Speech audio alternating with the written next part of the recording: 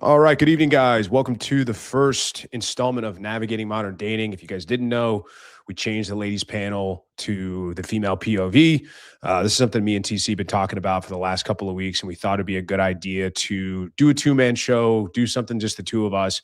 I think that, I have my Monday shows on this channel where I could just talk about whatever it is I want to talk about and riff on whatever I want to riff on. And a lot of that is, it's not always the dating stuff. It's, mindset and it's life and it's things like that. And then the lady show obviously is a little more for you guys to kind of see how the female mind works and the female perspective. That's why we changed it to the female POV.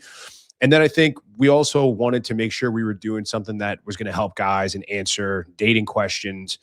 And I think this is something that we're really looking forward to. And I think it's probably a good idea, I think, right off the bat, right, to kind of set the stage on what this show is for and what it's not for, like what this is going to be and what it's not going to be.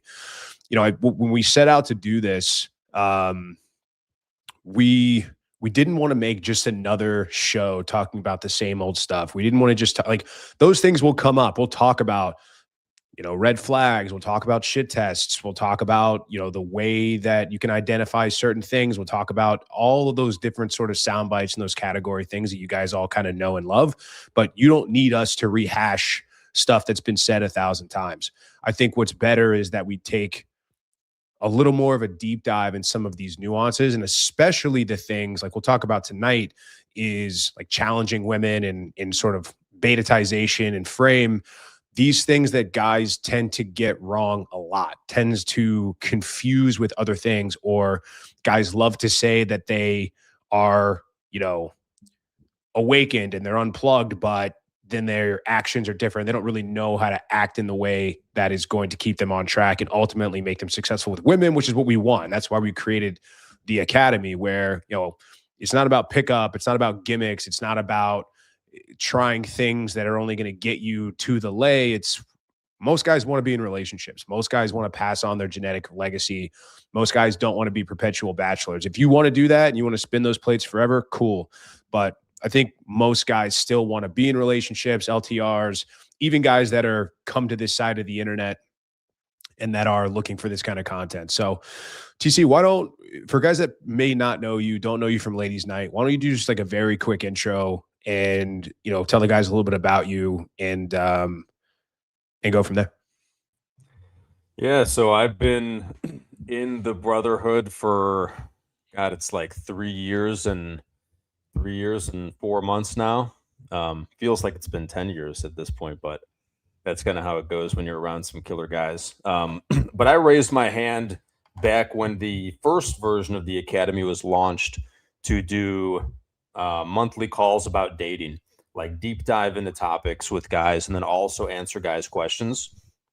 And those calls got really, really popular, which then forced me to like look for more and more great content like that adds value to these guys' lives on the women's side of things. That led me to like my own self-development journey, eventually realizing like I do want kids and I don't just want to be this mother effer that's spinning plates forever, right? And so now what I'm kind of like the polygyny guy in the ecosystem. I'm dating multiple women, vetting them for mother stock. We'll probably either have a child by the end of this year with one of them or early next year. And like the women know about each other. They know my plans, multiple women in the same house, whole bunch of kids living like kind of off grid, but more so just in a like more ancestral way, as far as like health and mindset. And going down that route has really made me figure out like the remaining puzzle pieces of female nature. Because when you're asking women to accept openly sharing you, like you really start to see what things work and don't work to keep them spinning, essentially.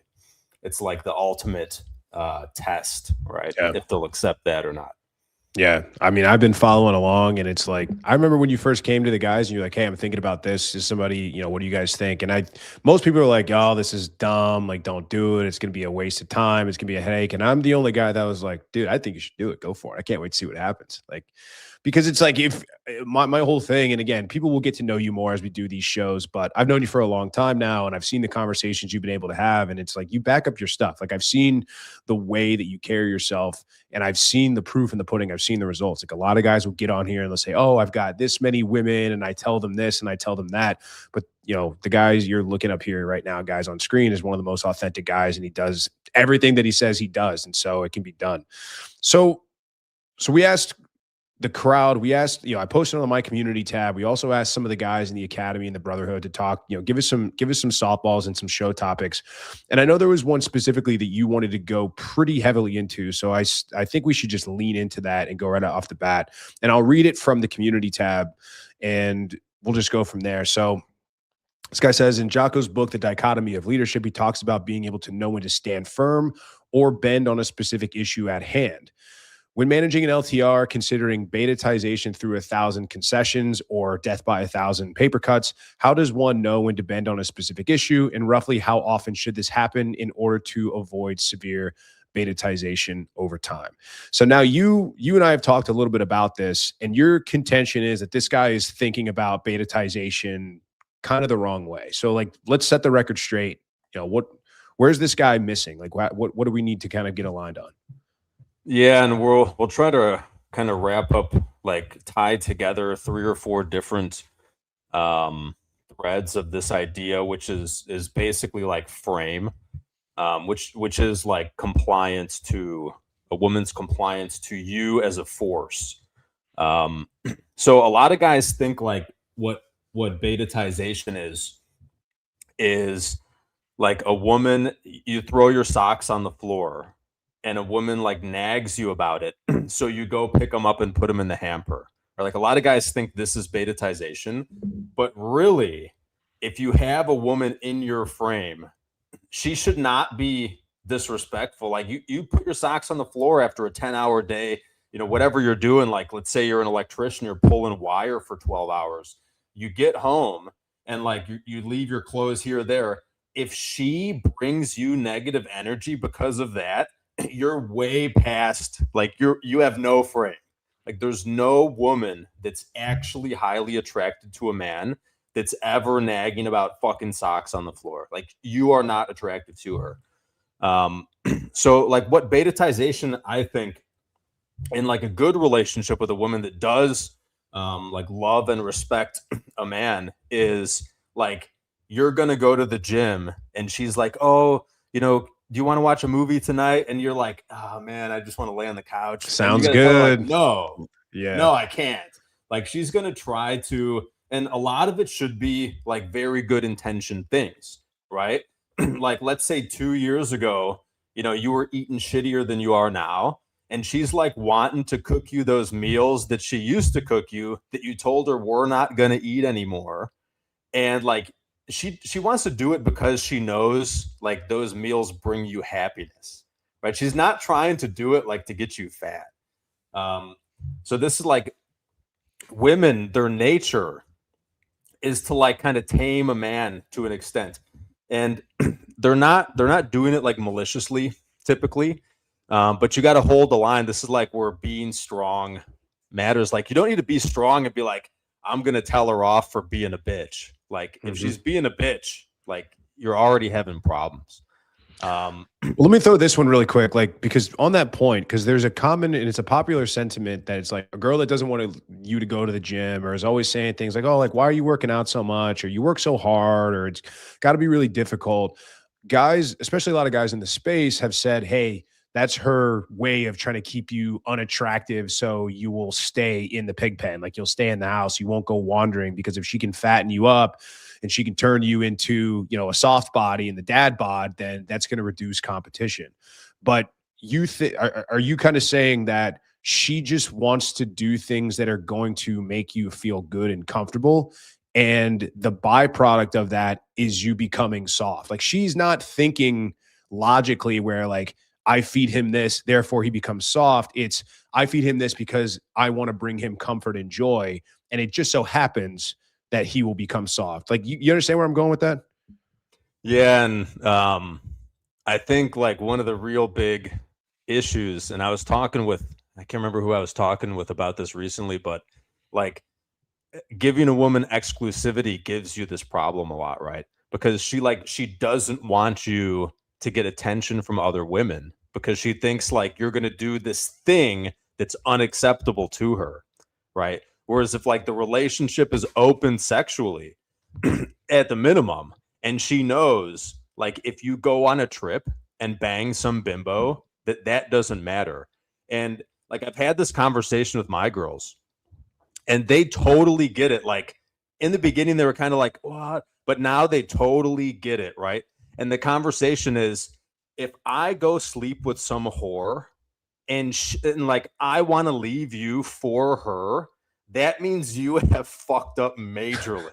Because how can some random bimbo like treat me better than you, right?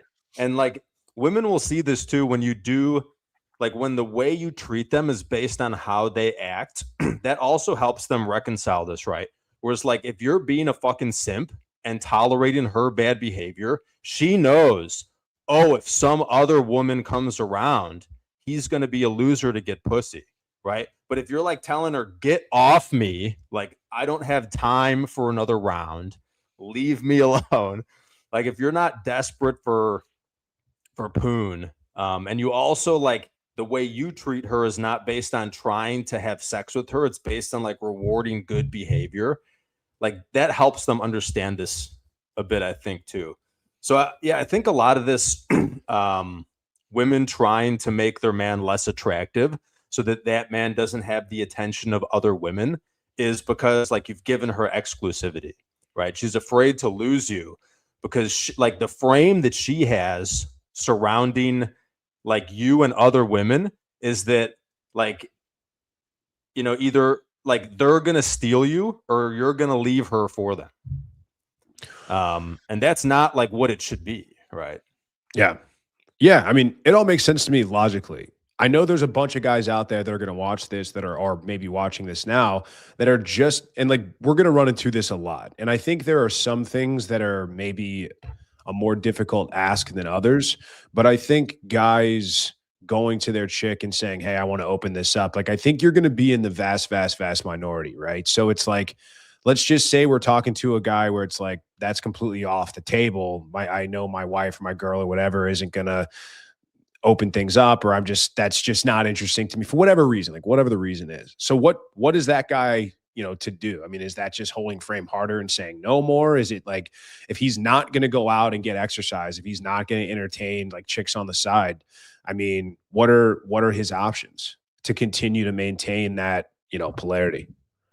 I think it's like telling a guy that has a fantastic business idea, like you're not allowed to find investors. Like you need to buy this $1 million machine. You have to go labor until you've acquired $1 million. To me, that's what it is. Like that's what a guy who's giving exclusivity, that's the battle he's fighting. It's like such an absurd thing. And I think like there's some things that are really important to keep a woman interested in you. And like the first one is that you have to be from the beginning very attractive.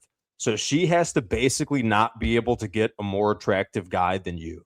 And usually this is like shooting at least 2 points down, which a lot of guys have a hard time doing. Yeah, for the guy.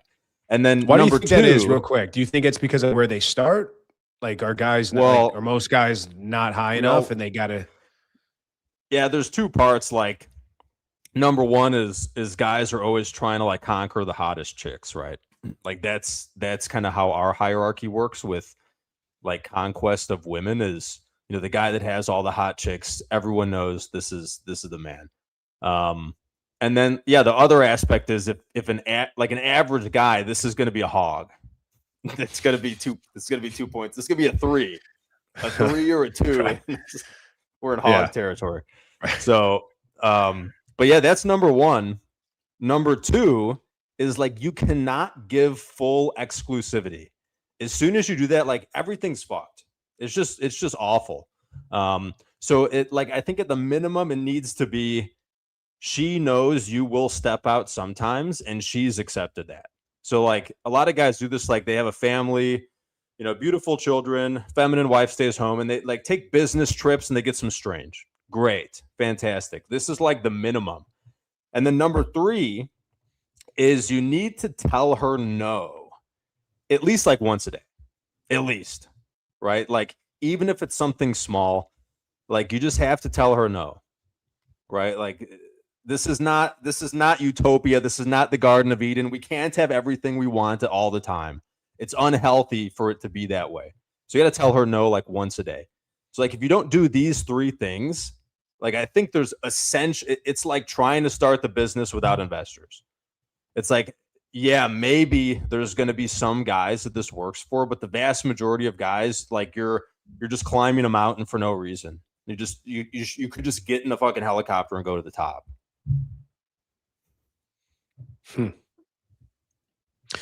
So in terms of like continuing to hold frame, so where we go from there. So like, well, let's go back to something really quick because you brought up a good point, and I wholeheartedly believe this. The idea that like a woman that's bitching about socks or bitching about dishes or complaining about this and that, like, because women don't have a problem doing that stuff for guys that they're in love with. Like that's just straight up. It's part of the thing. They actually enjoy doing it. Women will tell you, I like doing your laundry. I like cleaning up after you. I like taking care of the house. So but one of the things that have become really has become common and that have started to run rampant are these like mommy or girlfriend groups where these women just get on and just bitch and piss and moan about their husbands and how like the new catchphrase is like mental load, right? This mental load of doing all these chores, doing the housework. Yeah. The invisible unpaid labor that peasant women in the 1200s were doing, but now all of a sudden it's you might as well be trying to tell these women to deadlift 600 pounds. So it's like how much of that has an influence, even if because regardless they're moldable, right? They're going to go along with whoever they're spending around time with. So how important is it to be and I had people yell at me about this today, but like talk a little bit about the vetting process, maybe a little bit in terms of her online presence, her screen time, the people that she spends time with, her friends, her family, all that, because all of that comes into play. If you're fighting against them, like if the influence is strong enough that's against you, like eventually you're going to lose that battle.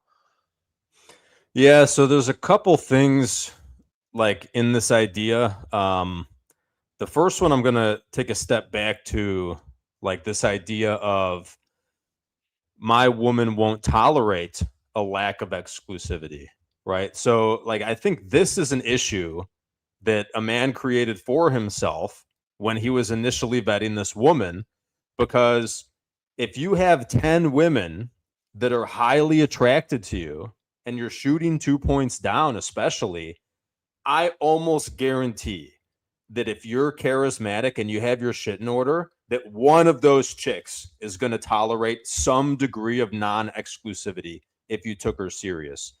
But most guys, instead of like screening those 10 women for the one that will tolerate the lack of exclusivity to some degree, they instead pick the one that's the hottest. And that's the one that's going to be the least likely to tolerate the lack of exclusivity, because like you're shooting less down, you're less like there's less of a gap. She has more options.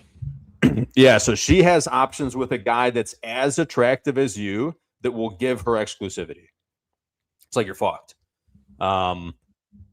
So yeah, that's like in the vetting process, and then there's a lot of ways in the vetting process to see like which is the woman of these 10, and this is like why optionality is so important, right? If you have 3 women that you see over the course of 2 years and you pick the one that's like seemingly the most feminine, like, or has the least red flags, you might be making the wrong choice. Like there might have been one that had 3 tattoos that would have tolerated some degree of non-exclusivity, and she was also like less attractive, and you just threw her out for this like idealization of this other chick. You're like, well, I don't really care about which one likes me more because this one like gives me more of those fifis, right? Like this one gives me the butterflies, right? Like Yeah. it's so like I can't step out on my wife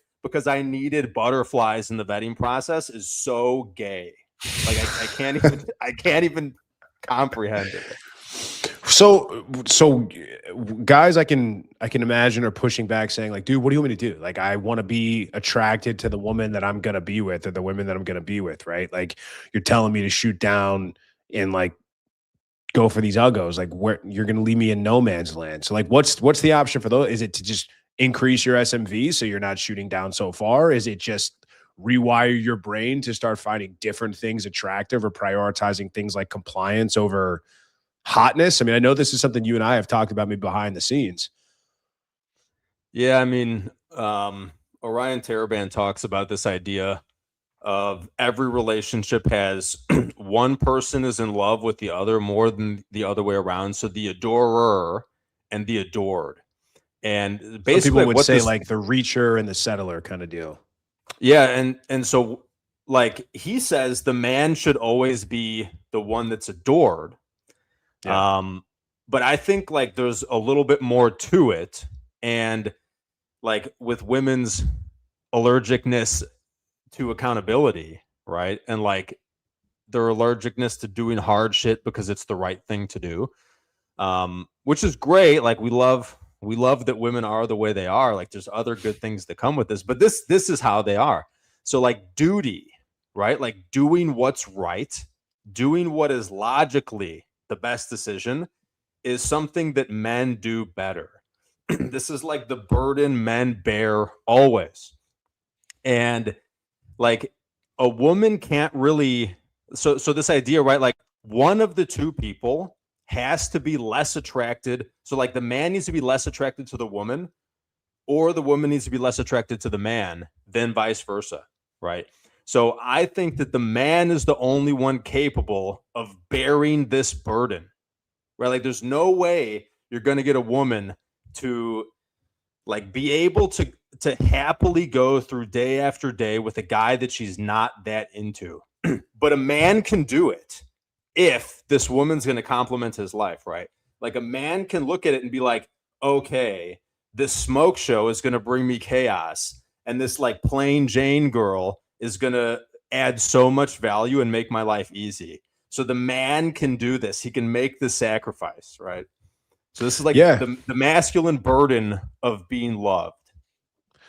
It makes a ton of sense, because I think one of the things that we talk about, and a lot of, I mean, women will ask this on the female PO, the FPOV, like they'll ask us on the show. It's like, well, what am I supposed to do? Like, I'm supposed to, there's always that, it's like that viral moment, you know, where that woman called in on Kevin Samuels. You're like, what am I supposed to do? Settle for some regular ass dude? And he's like, yeah, but they just won't do it. You know, how many, I mean, we had a conversation last night after the show wrapped about one of the guests that were on. And it was just like, she's going to, you know, have a tough time. And it's crazy to think that some of the women that come on the show are legitimately, objectively, like gorgeous, beautiful women. Like we've had some really, really good looking women on the show. We've had some not so, but we've had some that are probably have very high status, high level men in terms of like athletes and musicians and very high status, high level guys in their DMs trying to talk to them, take them out on dates and things like that.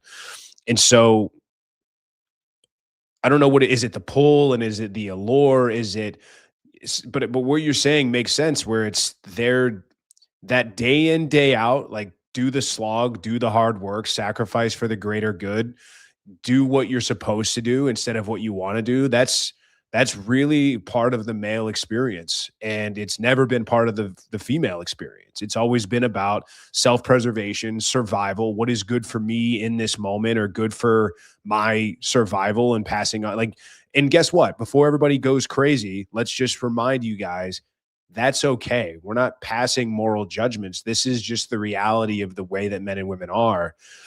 And even one of the things that I did, this video is going to drop tomorrow at 11:45 Eastern. One of the things I'm really sick of and I'm really tired of is just everybody putting on the blinders and willfully ignoring the fundamental basic biological differences between men and women and the things that drive us. Like I did a video, today about, it'll drop tomorrow, about why I don't think men and women should work together. And especially if you're at a company that does a lot of partying, holiday parties, retreats, and things like that. Studies have come out that said like 31% of all extramarital affairs happen in the workplace. And it's just like, the answer is always, well, men just need to control themselves, right? Men just need to, and it's like, oh, well, why don't we just take that logic and apply it to criminals? Like, hey, robbers, why don't you just not rob? Like, it's not very nice. Have you thought about not doing that? Anyway, not to get on a tangent, I digress. But what you're saying makes a ton of sense. And I think that at the same time, I think there's a ton of guys out there who are just going to stomp their feet and plug their ears and say, no, I want like the hot chick. I want the hot girls. Like I'm not attracted to her. Like I'm not into her as much. So like, how does that conversation go? Like, how do you kind of get that guy to reframe his thinking for a guy that is just like, no, man, I want the hot ones. She's ugly. Like she's fat. She's whatever. Well, there's more than two sides to this equation, but the two big sides are like, number one, if you are with a lovely, lovely woman that is like a plain Jane, she's kind of average, regular woman, right? Like biologically healthy, right? Not disfigured and like biologically healthy, right? It's an average woman. And like you are an exceptional man. So she allows you to step out and she knows it doesn't mean anything because she trusts the things you tell her and you tell her it doesn't fucking mean anything because it doesn't. Then if you want to scratch the itch with some bimbo, go do it. Right? Like, why would you want something serious with some chick, that does bikini modeling on Instagram? You might want to fuck her, so go fuck her. And then you come home and your chick's like, maybe she wants to hear about it, right? Maybe it turns her on. Like a lot of women are actually like this and don't know it or won't talk about that. And the other side is like all of this, like how a woman's going to be long-term in your life. It only really matters if you're going to have children with a woman. Yeah, totally. So if you're just going to spin plates, like none of this matters. Yeah, none of it matters. It's like who cares if it doesn't work? Like you don't have kids with her. You don't live together. Like you don't live in a place where you have common law. What's gonna happen? Okay, bye. She's acting weird. Okay, see ya. I'll see the other girls. So with that aspect, like a woman that was a 7 when she was 22, and a woman that's a 5 when she's 22.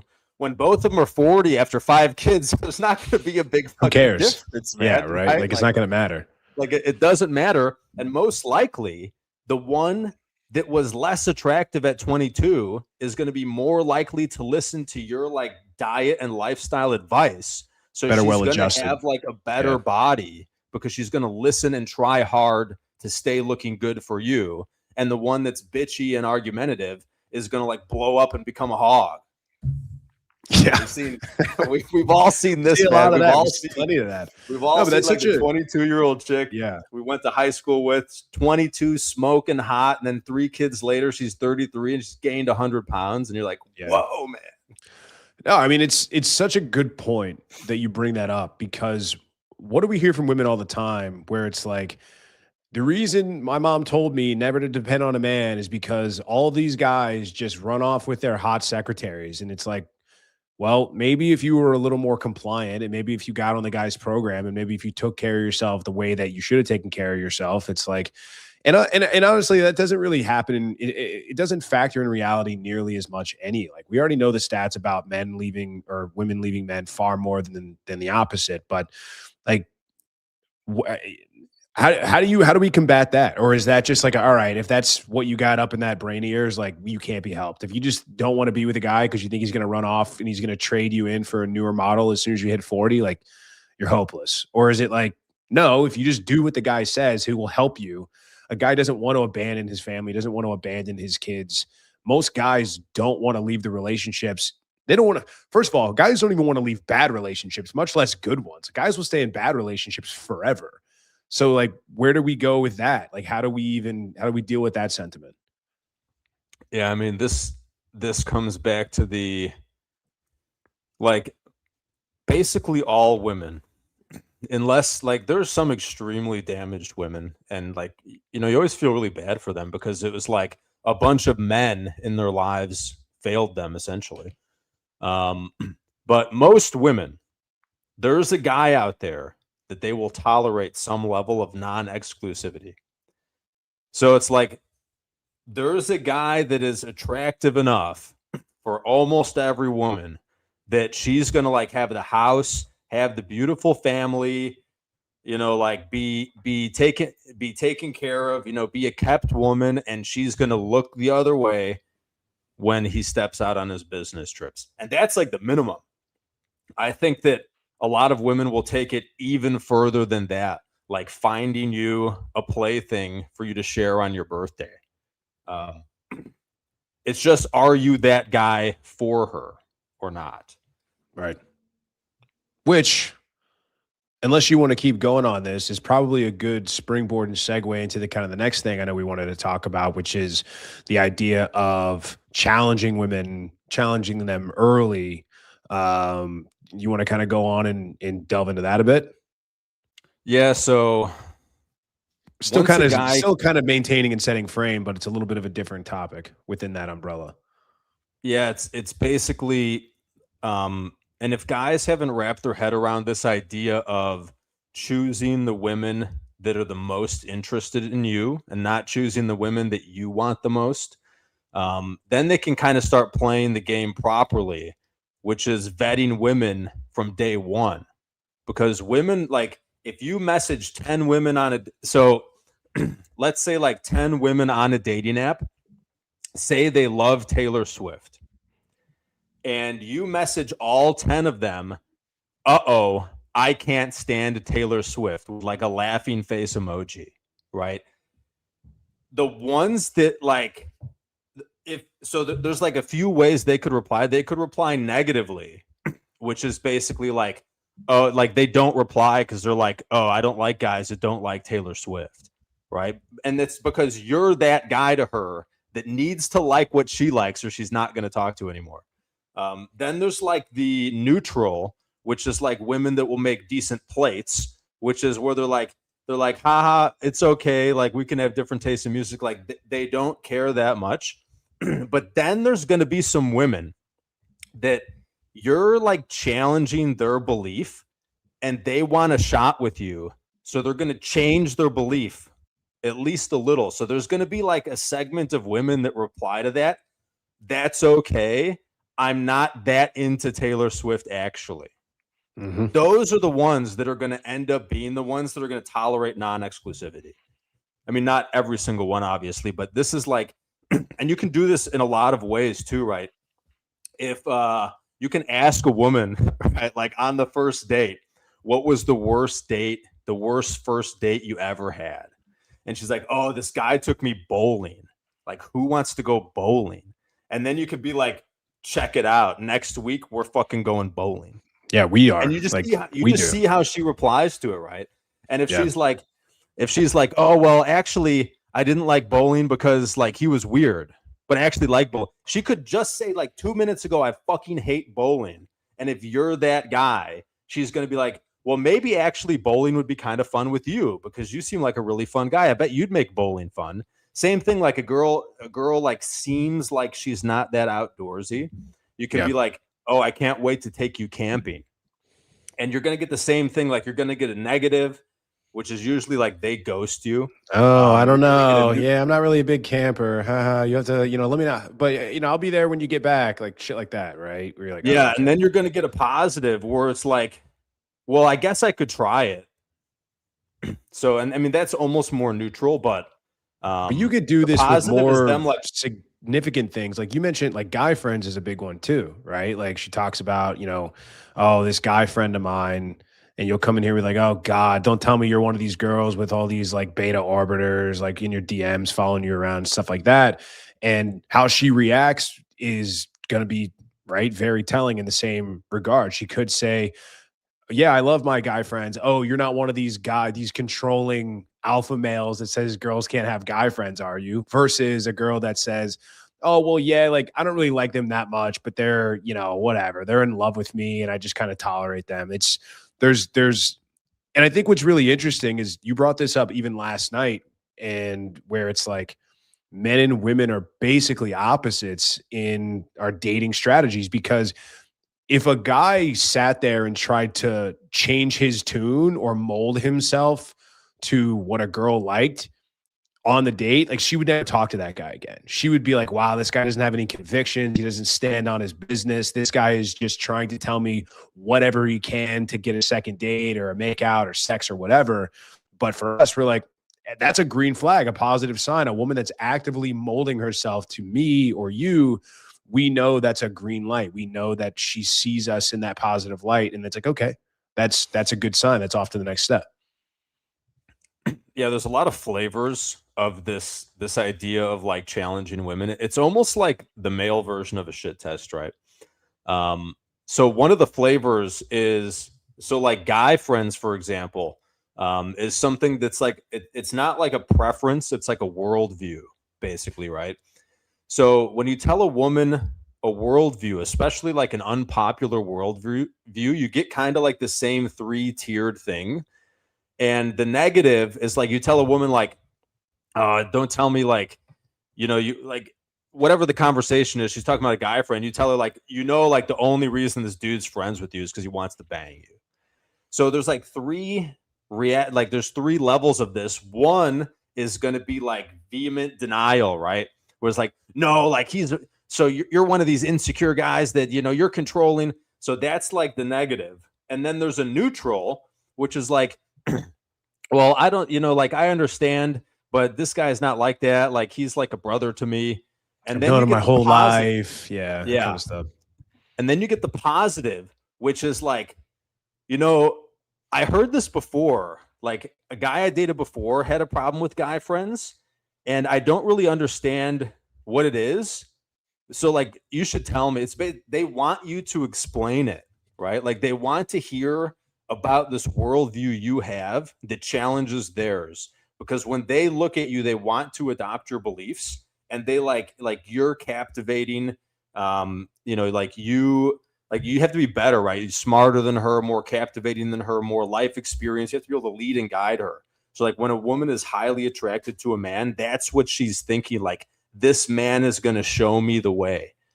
Yeah. So there's a lot of flavors of this, like three types of women, basically.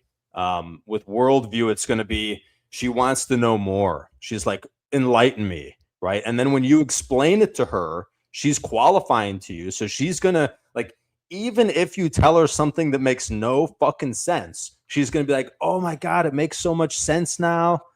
So like, this is like how this goes. But like, you have to be able to talk to women or you're just fucked doing this anyways. So. Right. I mean, there's some prerequisites that start with this. This is not like an interrogation. Like you got to be able to have some basics and you got to be able to have a good time. And because that's what I was going to kind of ask next. It's like, well, is this a first date thing? Is this a second date thing? Is the first date all about just having a good time and showing that you're a guy that she wants to, I've always been told, and I've always kind of thought that the goal of the first date is just to get the next date. Not necessarily to vet or screen or to spend a lot of time. But I don't know. I'm curious what your take would be on that. Yeah, this is something I've done a couple calls in the academy on this whole. I mean, it's like an 8-hour topic, not an 8-hour first date, but we'll get into that one day on the show. We will. But it's like such a lengthy topic. This like whole thing around the initial screening process. I personally like doing the first date on the phone. So like I don't have a lot of time and I don't live in a major metro.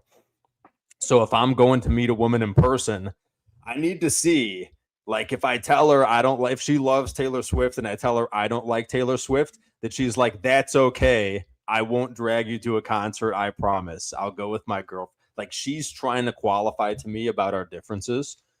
Like if I don't get that, I'm not wasting the time to meet this woman in person. if you live in a major metro, just go hang out at a coffee shop for 2 hours and have like 6 show up over the 2 hour period, right? But yeah, I don't think there's an issue really. You just have to be calibrated with it. So you have to know like when it's too soon to explore certain ideas with this type of woman based on her starting point, right? So if like you're talking to her about guy friends on the first date, I think that's fine if it comes up kind of naturally. And if she's really open to the conversation, and she's like, I had guy friends before, and the guys I dated always had a problem with this. So like, why is that? Right? Like, why do guys not like it? And then you explain to her why it's not like it. And like, you always want to tie things back to women's experiences, right?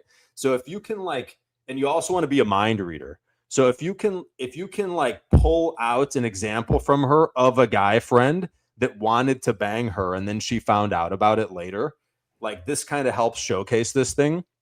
So this woman that's like, oh yeah, that makes so much sense. And if she's like, yeah, I think you're right. Like this guy, and a lot of it is like the guy friends, they don't actually value a friendship with the woman. They're just trying to bang. So like this woman shouldn't keep them around anyways, because this is like a weirdo, right? And then you can go down like the number one perpetrator of SAs against women is like a beta orbiter around her, right? It's like the guy that wants to bang her that she won't let bang her, and like they both get drunk at a house party, right? Like this is how this happens, right? Right. So like there's a whole bunch of stuff in this topic that you can go like further and further and further and further, even on a first date. It just depends on like where the woman's at. If she's like a raging fucking feminist that thinks men and women are the same, there's no way you're having this conversation. Like she's just going to shut down as soon as you start implying anything else, basically. And that's like, we always have these type 1, 2, and 3 women. And like, you need to find the whatever you want to call it, the type 1 or the type 3, the ones that qualify to you. But there are some women that like aren't that attractive and won't qualify to many men. It's just because like they're fundamentally like broken, essentially. So you see this with like a lot of the a lot of like very feminist women. It's sometimes hard to break that conditioning. Like it's going to be much harder to have a conversation about like why tattoos are bad on women with the chick that has 87 tattoos. She's blasted. Yeah. The chick that has no tattoos, right? So like her starting point makes a lot of a difference. But like your vetting process before like this challenging their beliefs really starts ramping up will like disqualify those women already. Yeah, I've always even said, I said this in a video before. I talked about this. I can't remember who I was talking about. I think I was a buddy of mine here in Tampa about, and I'm sure I'm not the only person that's ever come up with this, and maybe I'll do another show on this or a video, but I think too many guys are looking for this perfect woman that's got it all together or that she's got everything figured out. And I don't think those women really exist in the wild. I think what you're looking for is as blank of a canvas as you can possibly get in terms of not a complete airhead, that a woman that doesn't know anything about anything, but how dug in is she, or how much of the Kool-Aid how much of the feminist Kool-Aid has she drank? Like colored hair, nose piercings, tattooed head to toe, all that kind of stuff. That's when that outer reflection or that outer appearance is a reflection of inner beliefs. Conversely, if you find a woman that's pretty conservatively dressed, like she's good looking, but she doesn't wear like crazy revealing stuff, but she'll still put stuff on her Instagram or her, dating app profile, no MAGA, no Trump, I'm a, feminist woman, things like that. Guys love to listen to what women say when it's, but then they turn around and say, well, you got to make sure you watch what she does. So I guess where I'm going with that is like, yeah, I think it's all depending on the starting point. And if you want to avoid just fighting completely uphill, then yeah, like you do need to kind of screen out some certain women out of the process off the bat.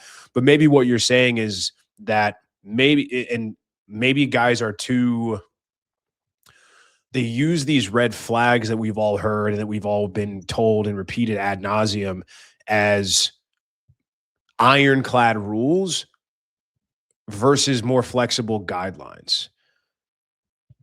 What do you think about that?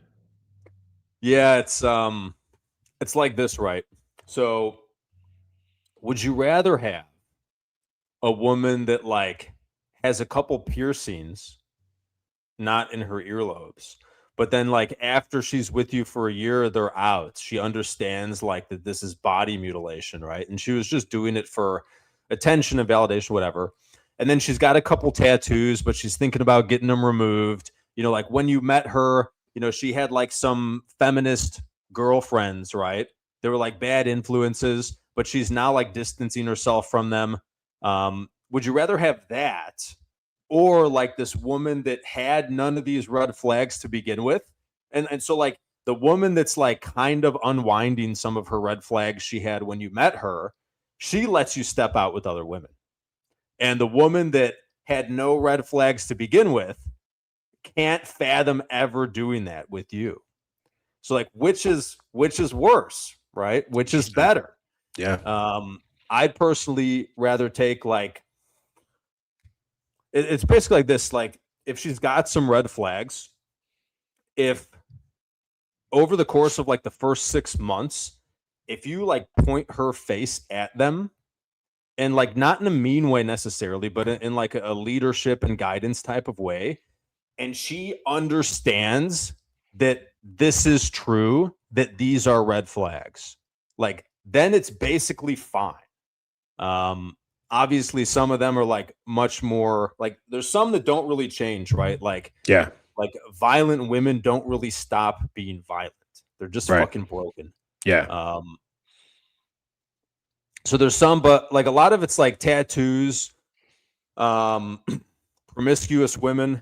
Obviously, like a very promiscuous woman is a problem.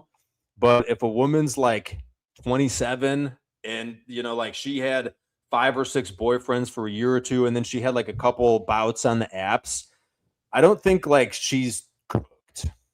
Usually they are, but it's not like it's not hard and fast, right? And with all of these things, like what we really need from women is like a woman that will give us what she's never given another man. So this was like why virginity was sought after for a long time, because it's like the first thing a woman can give a man essentially. And like we can verify it, right? Like when a woman loses her virginity, you fucking know because it's a mess. Right. So like a woman that's not a virgin, it's like, well, what's left? And some women like get themselves to a point where like there's nothing they can give a man. But most women that are like kind of good women, like they haven't given non-exclusivity willingly. So this is like their new virginity. Like check it out.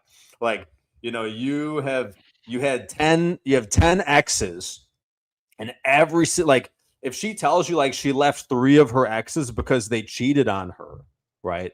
You know that she's leaving dudes that are cheating on her. So if you like step out and you've had a conversation about this already and she will tolerate it, guess what? You're better than all those fucking guys in her eyes. Yeah. So there's a lot of things like this that you can do. Like there's a lot of women that like they broke up with an ex because the guy got a job in another city and they didn't want to leave their job in their city, right? So if a woman tells you like this story about her last relationship, you can use this like this is now the rule. I need to see if she will break. That's the barometer before I can consider taking her seriously. So like this is why like asking women about their exes, their last relationship. I want to see like what ended it, and if I do that, is she still going to stay with me? And then like I'm going to do that. And I might not actually do it. It could be like, hey, you know, like if I got transferred from my job to Florida, are you coming with or not? And if she's like, absolutely, then I'm like, cool. She's giving me something that she won't give another guy.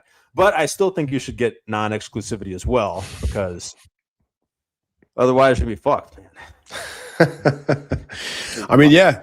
What will she do for you that she's not doing for other guys? I mean, it's that whole like with you, right? When she's telling a guy, hey, I don't do X, I don't do Y, I don't do Z, it just means with you. There's a guy out there that she will do that for. It just means you're not that guy. And guys have a real hard time with that. They have a real hard time cutting that loose. I don't know if that's ego or that's pride or that's a lack of options, or maybe it's a combination of all three.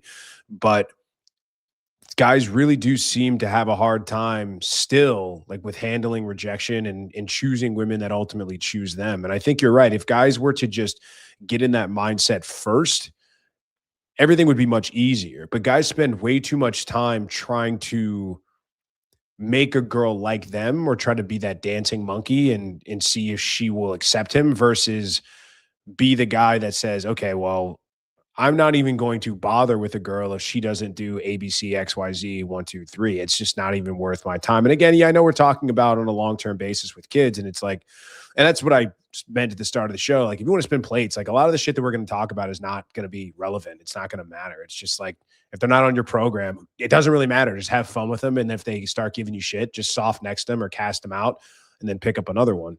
But in any case, yeah, I mean, if you just want to spin plates, like, who cares if she has 4 kids with 4 dads?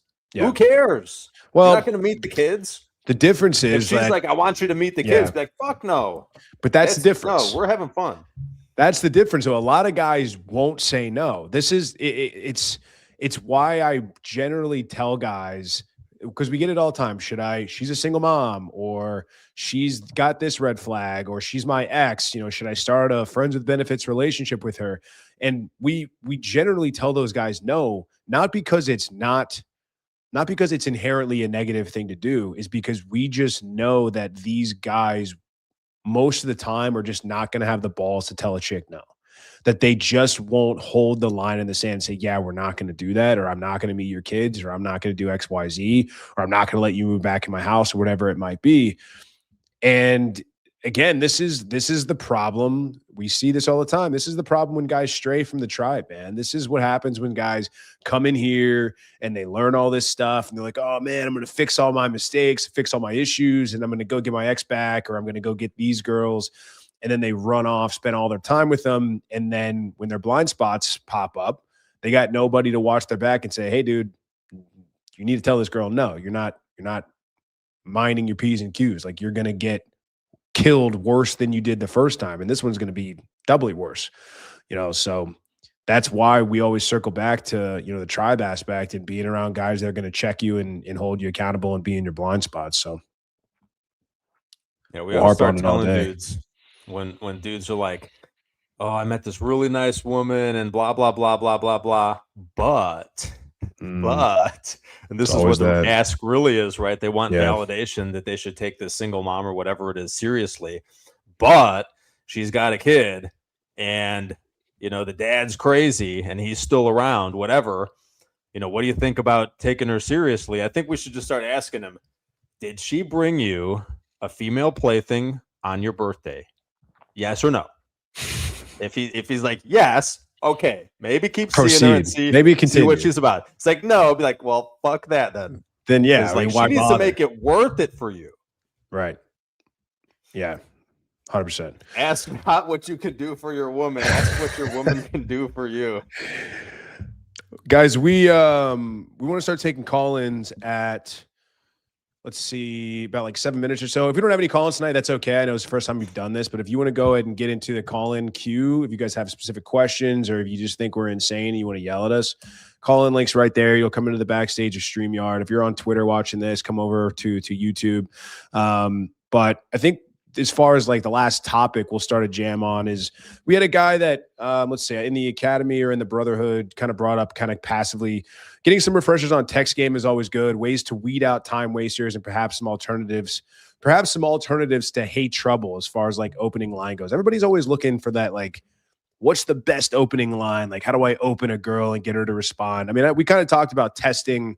You like to do it over a phone call, but does the protocol really change over a text message? I mean, how much different is it communicating over text than over, like a phone call, especially when you're trying to like vet a chick out? It's like you can do a lot over text, and the women that are like the like top 5 or 10% of interest in women, you can very easily escalate over text to like she's sending you nudes. And like you're having a sexually explicit conversation about the first date and what you guys are going to do afterwards. Um, it's just time. So it's like while texting abroad, you're going to be spending this time texting her to like continuously elevate or escalate to that point, and then like a bunch are going to fall off some amount of way into it because you're not that guy. So that, like, for me, the phone call, like, I'm not just what's your number calling her. I'm calling the chicks that like I shit tested them a little bit, right? Like I was playful. They like responded back enthusiastically. Like these are the ones I'm going to call and do a sniff test, because you can get like a week worth of text messaging back and forth bullshit out of the way in like 8 minutes on the phone. And then it just like sets you up to soft close the date on the phone. And then you can do, and like the amount of captivation and like sexual creation of sexual tension you can do on the phone in like 5, 10, or 20 minutes, depending on how well it's going. It'll like, you can like leave yourself off at a point where you can finish up the rest of the way to like a non explicitly, like an implicit first date bang over text before the date. So like if you leave on the phone like with some sexual tension, then you can like the next day and the day after that, like a few back and forth text messages, you can continue that to the point where like you guys are gonna fuck. Yeah, For it's the on. first date. Yeah. It's like a foregone Versus like doing conclusion. that over text takes a while. And Yeah. if you do have a lot of options, like the amount of chicks that are going to fall off in that, like getting to the sexual explicitness, it's like almost more than you can keep track of the fucking text conversations. So it's like get the high interest ones on the phone, or like get them to a coffee shop or something. Yeah, because I've noticed some guys that have tried to take this advice, they seem to miss that important step that you talked about, which is like start texting them and screening them a little bit first and throwing some stuff out there, and then you get them. It's like some guys will be like, "What's your number?" and then they'll just call them, and then a girl's getting a call from a guy randomly off out of the blue that she just gave her number to on like a dating app, and then she doesn't know why you're calling, and then it's super awkward because you don't even know why you're calling. You're just doing it because you were told to do it. So I don't know. Like that's not something I've really tried. Like I've never been a phone guy. I mean, I've always been a guy that's like, hey, on the app, get their number or get their Instagram, plan the date, shut up, like don't say anything, and then everything will sort of take care of itself and handle itself in person. But I mean, again, I think, and I've also heard from people that are like, you should avoid any sexualization whatsoever before the first date. You shouldn't even it projects neediness. It projects like that's what all you're thinking about, and she's not going to see you as a legitimate option. And maybe from your perspective, it's just like, okay, like those girls just weeded themselves out. Like I'm only going to choose the girls that are going to be open to those kinds of conversations / advances. And maybe this goes into what we were talking about last night, where it's like, we don't care we want girls that are going to be, that know what the deal is like right away. We want girls that are going to show sexual interest in us, that are not going to withhold this. Like these guys that think that women sleep with guys on the first date, or they'll sleep with you on the first date, that means she's doing it with everybody, and that means that she's not a long-term option. I've never bought that. I think that's largely a cope for guys that, don't get laid on the first date, and they say, oh, well, that means she's one of the good ones. Yeah. Right. So you hear that kind of stuff a lot. Yeah, and I think a lot of guys just get the sexualization thing like horribly wrong. It really is like you need to play the game. Like you can't be sexualizing in the way that like a man would like riff with his bros. Like you have to be sexualizing in a way that's like out of a woman's smut book, right? So, and you also have to be very intentional. Most guys are extremely unintentional with their vetting of women and their escalation of women. So like for example, one of the things that I like to do and I did like a whole 2-hour call about this in the academy, and it's recorded and uploaded. So guys want to hop in there and get the 2-hour version of this thing. But what I like to do after the phone call, like the phone call's fun, like I sexually escalate a bit on the phone call, and you just got to be playful and a little bit naughty, right? You got to get like this, oh my God, you're so bad, like this out of them. So what I like to do, like we've set a date, they seem down, and I'm going to text them like a little bit at night before the date. So one thing that I really like to use is like the women that are really interested will often text you like, how was your day? Like in the evening, right? And I like to tell them it was going really good. And this is over text, right? It was going really good until I walked in on 2 crackheads having sex in the bathroom of the gas station on the way home. And like there's a lot of reactions that women can have. And a lot of times they're like, oh my God, that's so crazy. What the hell? And I'll be like, and a lot of times they'll be like, oh, I don't believe you. Ha ha ha, whatever. And I'll be like, you want me to take a video next time and send it to you? And a lot of times the reaction to that is like, oh my God, you're so crazy. Like, especially the ones that are high interest, right? And so then after the, oh my God, you're so crazy. Oh my God, you're so bad, whatever. I'll be like, don't pretend like you're a little angel yourself, right? Don't try to put this good girl routine on me. I know you're kind of naughty too. And then they'll be like, no, I'm perfect. And I'll ask them, what's the craziest place you've had sex? So like this, like I'm trying to get to that line, and like this framework is how I get to that line over text quickly. So once I've, in a calibrated way that makes sense for the conversation we're having, asked, what's the craziest place you've had sex?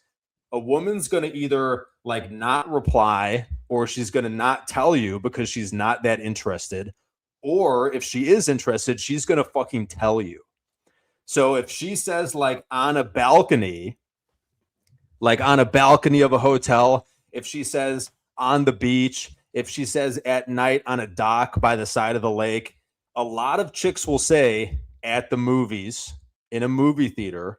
So then my next line is like, if she says in a movie theater, my next line is, I guess we're going to have to get a movie after dinner, like with a winky face emoji, right?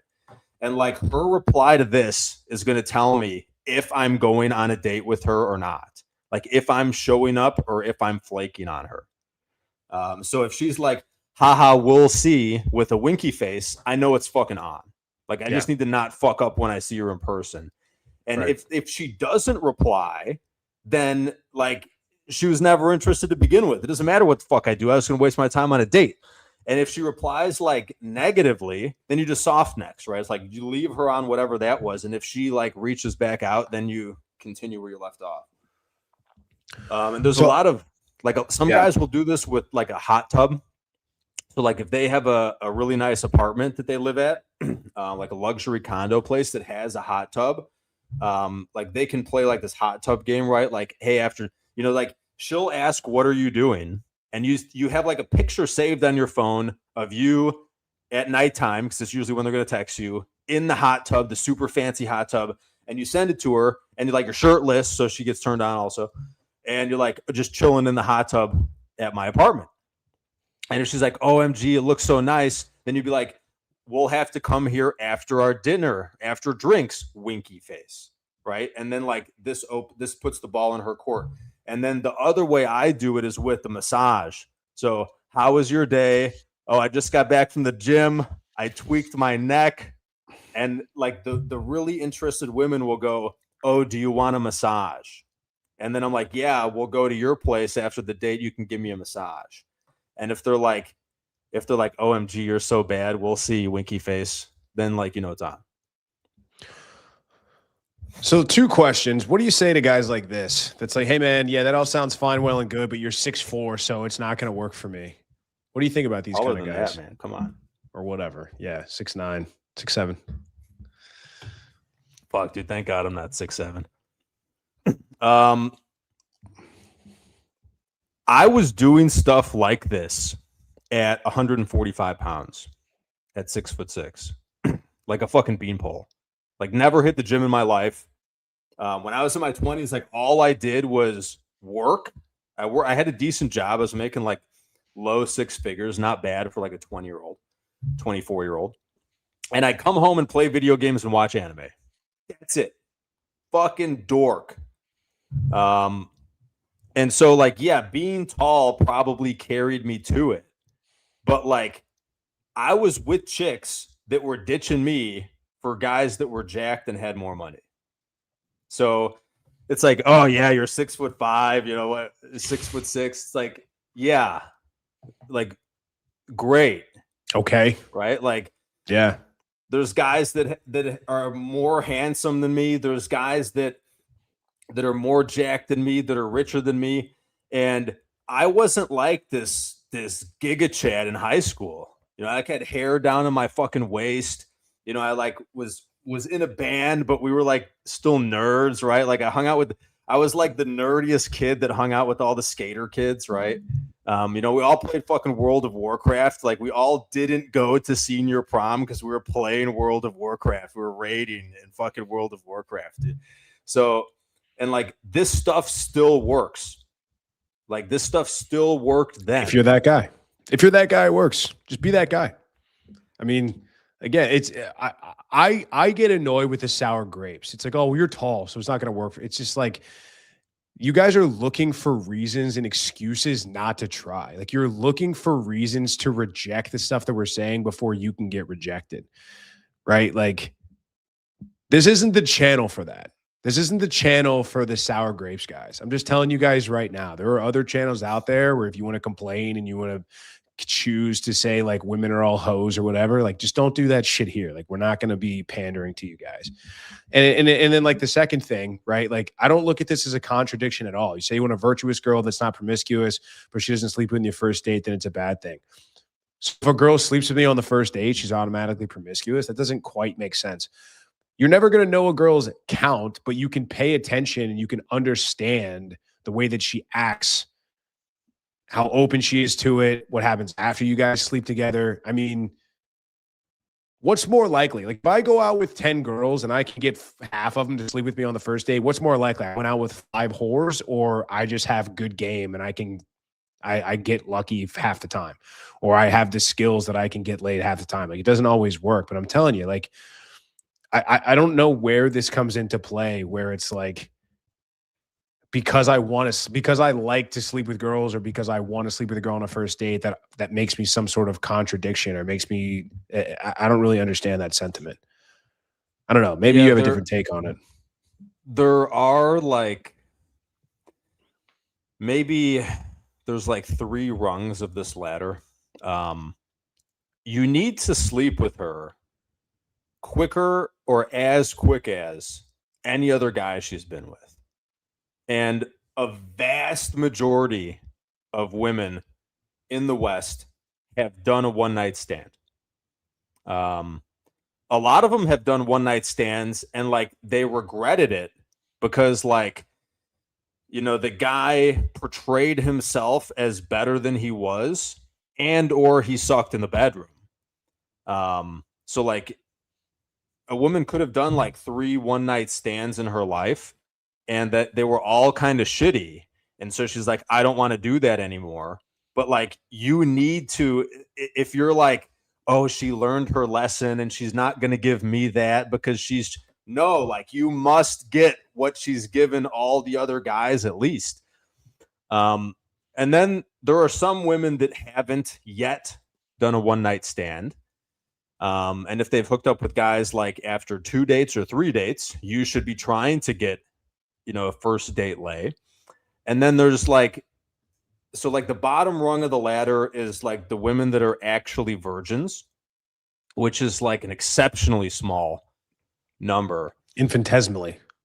Yeah, so with those, it's like you want to take a woman that's like, I'm not going to have sex until marriage, and you want to have sex after taking her on like 7 or 8 dates, right? So it's like 2 or 3 months into like knowing her, and she's like, you've done some other stuff before sex, but she's like breaking this rule for you, right? Um, and then if she's like, she's had like one boyfriend, like that she had from high school, and then she like, had one guy after high school, another long-term relationship, and she's like never been on the apps, never been into, like, she's never done hookups, and you kind of get this vibe off of women too. Like maybe there's some that it's okay to do date 2 or 3, but if a woman's not a virgin and you're like third date is done and you're talking about date 4 and you're not fucking, like, you're done. There's no way. You're just fucked. You're not that guy. Yeah. And you want to be that guy. You got to, I like that. You got to get at least what the other guys have gotten before you. Cause like we just talked about earlier, it's like you're trying to be the guy that she's broken every rule for, or you're trying to be the guy that she's left guys over or broken relationships over certain things and certain boundaries and certain thresholds.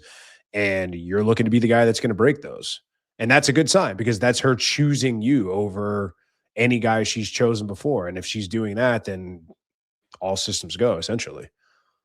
Yeah, like it'd be really interesting. Obviously, we'll never know the answer, right? What percent of women have had a one night stand at some, and not only that, like what percent will have a one night stand before like their life is over, right? Most. And I would guess, I would guess we're in like 90% territory. Yeah, I was going to say at least 80, but I mean, I'm fine with 92. Like, yeah, I just think most. So that's especially the other now. thing. If a woman has never had a one night stand yet, but if she's going to be on the apps for the next 2 years looking for a guy, what's the likelihood that she does? And if that likelihood is high, it should just be you. Yeah, why not you? Yeah, it should. It's like it's gonna be me. Yeah, she's gonna be like, oh my god, I feel so dirty. I've never done this with a guy before. After the first date, perfect. Yep, sounds good. Green flag to me. That's what you need. Yeah, 100%. Now you're not gonna like guys are gonna like guys get a lot of pushback from women that are like SMV match or like they're chasing. So this is where it usually happens, is where you're not shooting 2 points down, where you end up with all these women being like, oh, I'm looking for something serious.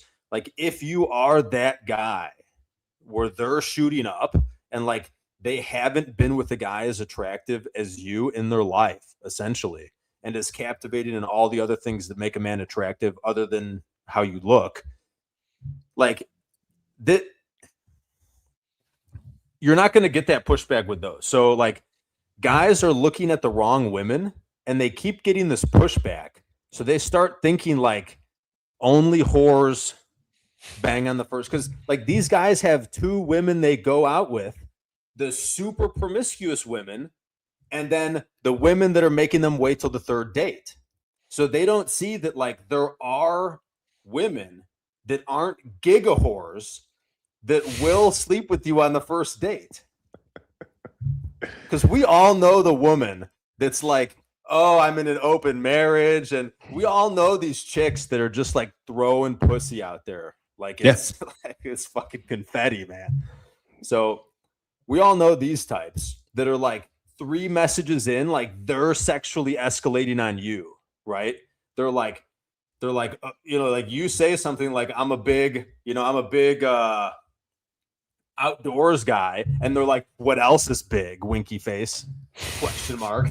So like we know these women, these like hyper promiscuous. You're like, women, I wasn't even going there. My God, like, bro. Yeah, okay, just come over. Jesus. All right, fine. So like twist my arm.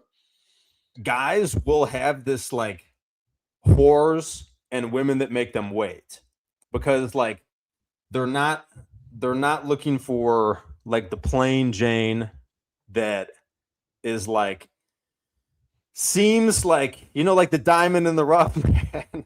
I mean, that's what it is. Yeah. Yeah.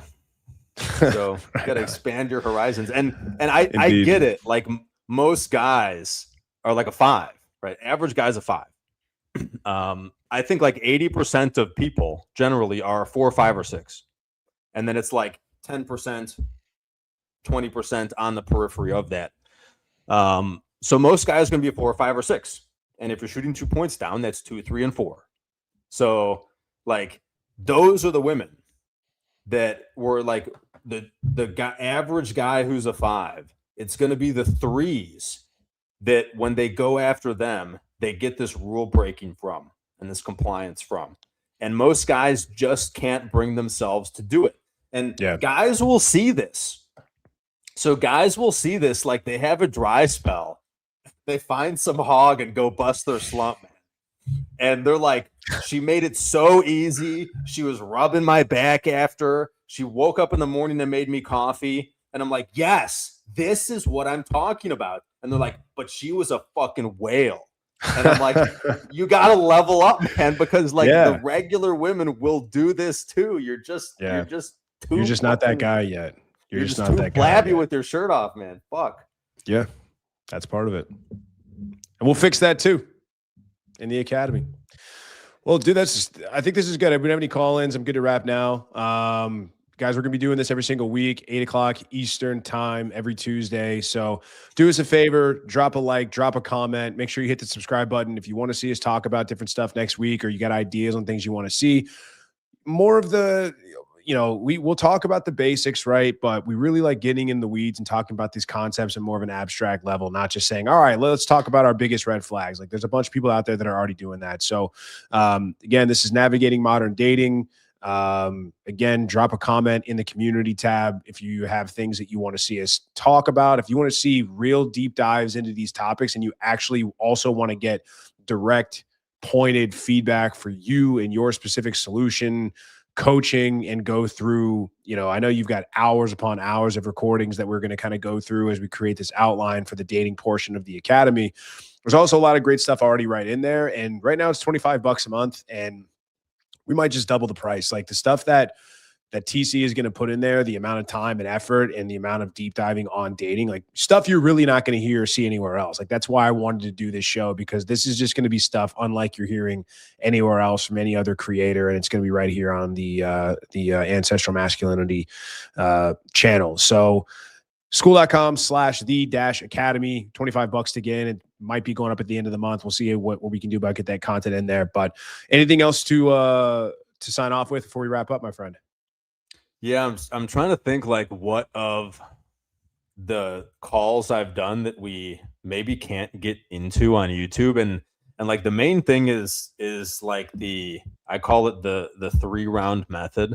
Basically, like the first time you get in bed with a woman, how to blow their mind in the bedroom so that they're like addicted to you like a drug. And that might be tough to put on YouTube. It'd be tough on YouTube. It's just so like, it's such an explicit episode, but that is in the academy. So like get in there, and like, even if you're still leveling some stuff up and you're not quite ready for the 3-round method, like you don't have the optionality that you want for it, like it's still entertaining. It's still a great, there'll be some nuggets of wisdom in there. You're going to be just laughing. No matter what. It's just so it's so funny, like what we need to do. Indeed. To truly captivate women. Yes, sir. Well, good stuff, man. Guys, we'll see you back here next week. And like I said, drop a comment, hit a like, helps the channel out a lot.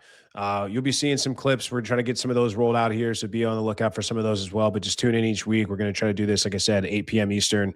But hope you guys enjoyed it. Hopefully have some call-ins next time. And until then, we'll see you guys later.